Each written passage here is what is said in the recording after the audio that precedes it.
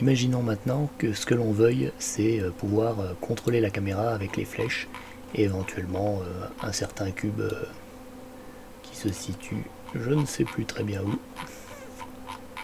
Voilà, il est là. Donc, ce qu'on va faire, c'est sélectionner la caméra et rajouter un script. Alors vous pouvez avoir déjà créé le fichier script à côté, ou vous cliquez sur Add Component, Script, vous lui donnez un nom. Moi j'ai déjà créé un script, c'est celui-ci. Donc je le drag and drop dessus.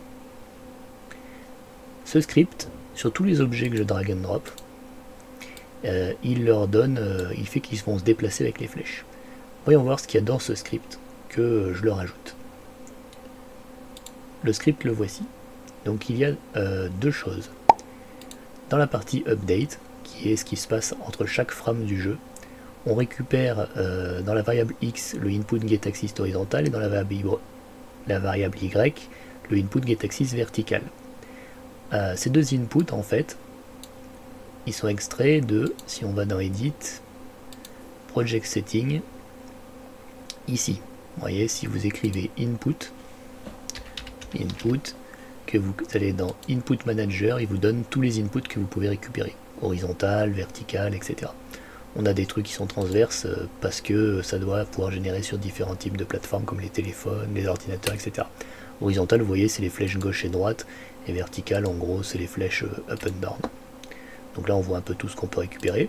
Donc dans le script, en fait, il récupère ces deux valeurs, input.getAxis, horizontal et vertical, qui correspondent à flèche gauche, flèche droite et flèche montée, flèche descente. Après, il crée un vecteur qui contient en x la valeur des flèches de x, enfin gauche-droite, 0 en hauteur et en profondeur la valeur flèche montée, descendre. Puis il prend transform.position qui correspondent ici quand on sélectionne l'objet à transform.position, et il lui ajoute ce vecteur qu'il a créé, qui est une vitesse, fois le temps entre deux frames qui s'exprime comme ça, fois un paramètre qui est la vitesse à laquelle on veut qu'il se déplace. Vitesse qui est déclarée ici. D'accord ? Ici, on peut rajouter des variables. Toutes les variables qu'on met en dessous de ce truc-là qui est écrit, elles vont apparaître ici comme paramètre. Vous voyez ? Dès que j'ai rajouté mon script, il m'a mis ici le paramètre vitesse. Parce que dans le programme, eh ben, je l'écris sous un serialize field crochet. Comme ça. Donc là, par exemple, je peux dire vitesse 10. Voilà, pour mon cube. Et puis, si je vais... Alors attention, parce que là, on est en mode play.